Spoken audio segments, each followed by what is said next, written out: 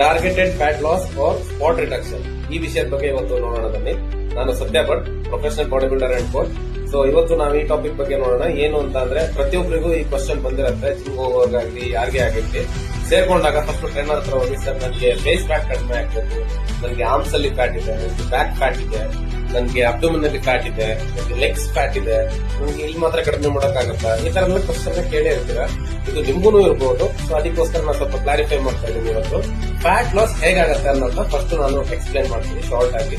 ಬಾಡಿಲಿ ಏನೇ ಆಕ್ಸೆಸಿವ್ ಕ್ಯಾಲರೀಸ್ ನಾವು ಕನ್ಸಂಪ್ಷನ್ ಮಾಡಿರ್ತೀವಿ ಅದು ಟ್ರೈಗ್ಲಿಸರೈಡ್ಸ್ ಆಗಿ ಸ್ಟೋರೇಜ್ ಆಗಿರುತ್ತೆ. ಸೊ ಆ ಸ್ಟೋರೇಜ್ ಆಗಿರೋದನ್ನ ಬಾಡಿ ಏನ್ ಮಾಡುತ್ತೆ, ಅದಕ್ಕೆ ಯೂಸ್ ಮಾಡಬೇಕು ಅಂತ ಅಂದಾಗ ಫ್ಯಾಟ್ ಸ್ಟೋರೇಜ್ ಇಂದ ಅದನ್ನ ತೆಗೆದು ಅದನ್ನ ಗ್ಲೈಸರಾಲ್ ಮತ್ತೆ ಫ್ರೀ ಫ್ಯಾಟಿ ಆಸಿಡ್ಸ್ ಆಗಿ ಕನ್ವರ್ಟ್ ಮಾಡಿ ಅದನ್ನ ಯೂಸ್ ಮಾಡುತ್ತೆ.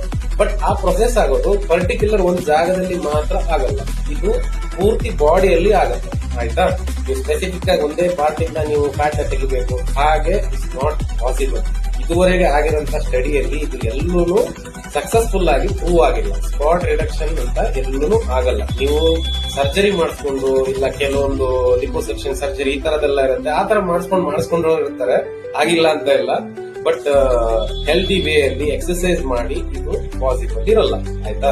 ನೀವು ಕ್ಯಾಲರಿ ಡಿಫಿಸಿಟ್ ಮಾಡಿ, ನೀವು ಕ್ಯಾಲರಿನ ಎಕ್ಸರ್ಸೈಸ್ ಬರ್ನ್ ಮಾಡಿ ಫ್ಯಾಟ್ ಲಾಸ್ ಮಾಡ್ಬೇಕೆ ಹೊರತು ಆ ಟಾರ್ಗೆಟೆಡ್ ಫ್ಯಾಟ್ ನ ಮಾತ್ರ ಬರ್ನ್ ಮಾಡ್ತೀನಿ ಅಂತ ಮಾಡಕ್ಕಾಗಲ್ಲ. ಯಾವಾಗ್ಲೂ ಓವರ್ ಆಲ್ ಬಾಡಿ ಫ್ಯಾಟ್ ಕಡಿಮೆ ಆಗ್ತಾ ಹೋದಾಗ ಆಟೋಮೆಟಿಕಲಿ ಸ್ಟೋರೇಜ್ ಆಗಿರೋಂತ ಫ್ಯಾಟ್ ರಿಲೀಸ್ ಆಗಿ ಆ ಫ್ಯಾಟ್ ಕಡಿಮೆ ಆಗತ್ತೆ ಹೊರತು ಅದನ್ನ ಒಂದೇ ಜಾಗದಿಂದ ರಿಲೀಸ್ ಮಾಡಕ್ಕೆ ಆಗಲ್ಲ.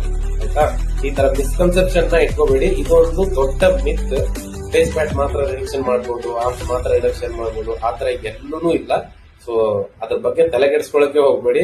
ಹೋಗಿ ವರ್ಕೌಟ್ ಮಾಡಿ, ಡಯಟ್ ನ ಕರೆಕ್ಟ್ ಆಗಿ ಫಾಲೋ ಮಾಡಿ, ನಿಮ್ಗೆ ಬೇಕಂದ್ರೆ ಪ್ರೊಫೆಷನಲ್ ಗೈಡೆನ್ಸ್ ನ ತಗೊಳ್ಳಿ.